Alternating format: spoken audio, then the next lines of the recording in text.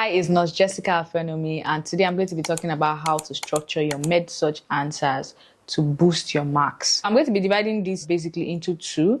The first one is how to answer questions if they tell you to describe a part of the body. So this could be like an organ or a bone. And then the second one is how to answer questions if they tell you to describe a disease. Before we even get there, if you're still the kind of person that used to jam-pack all your answers inside like a paragraph, stop it.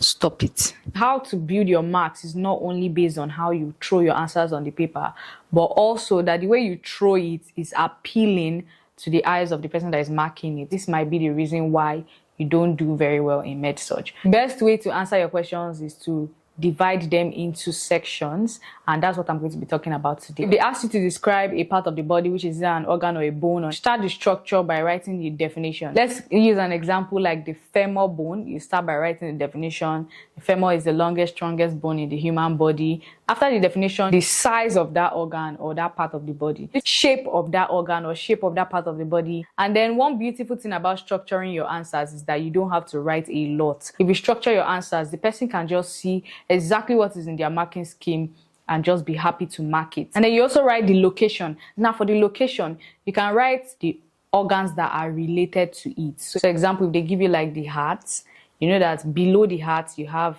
your diaphragm. On the side of the heart, at the two sides, you have your lungs. So you can write it like that, not only just dropping that the heart is located at the mediastinum. After that, you write the number of that organ. If it's the heart, you know you have one heart.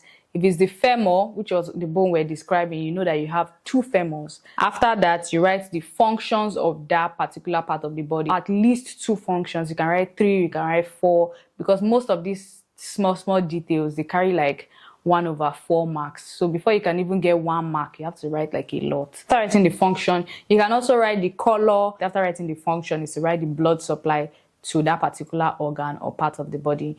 And after that, you write the nervous supply. And the nervous supply, if you don't know it, you can just write sympathetic and parasympathetic nervous system. So the second part of this video is if they ask you to describe a disease. This one is a bit different because there are more things that go into describing a disease.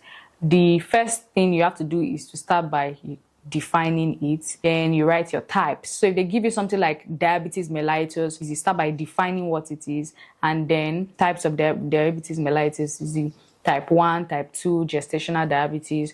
You write, after writing the types, you write the cause. Some diseases might have like more than one cause. After writing your cause, you write risk factors. Now, if you don't know the difference between cause and risk factors, cause is what is known to give rise to that particular disease, while your risk factors are the things that will put you at risk of having it. It means that if you have this particular feature, the possibility of you getting the disease has moved like way higher.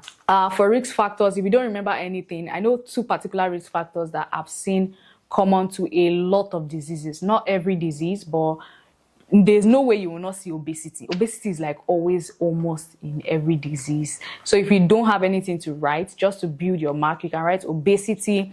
And another thing is alcohol intake or smoking. You go to pathophysiology. For pathophysiology, if you don't really have an understanding of pathophysiology, definitely watch this video because I explained how to write pathophysiology without cramming at all. After writing your pathophysiology, you go to signs and symptoms.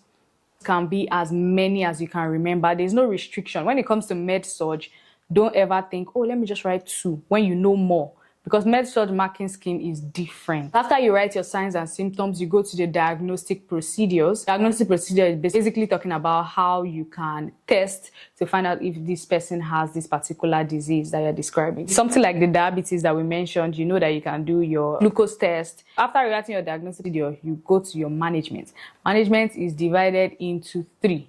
There's the medical management, surgical management, and nursing management. They give you an assignment. These are the things that you should put. So medical management is talking about the drugs you use in case a person comes down with this disease that you're describing. And surgical management is talking about the surgeries that you can do to be able to stop this particular disease condition that you're describing, or to maintain the person's life more. There are some diseases that don't have surgical management. Like imagine somebody comes down with like a mild malaria.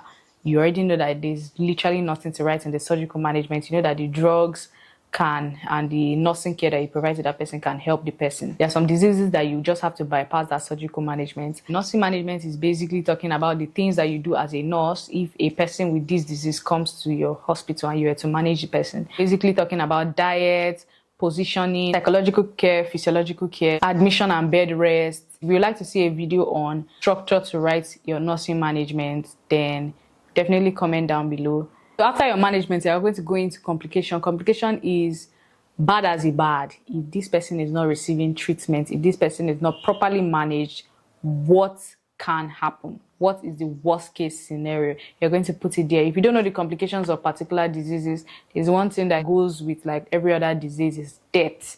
Prevention. When you write your prevention, it might be 1, 2, 3, whatever the amount is, put it there, and then you have your perfect med-surg assignment. You can use this format to describe it if they give you an assignment, or if you have time during exam, do well to drop it in there and you'll just see how easy it is. Write a few things that you think I left out in this video, but this basically has worked for me.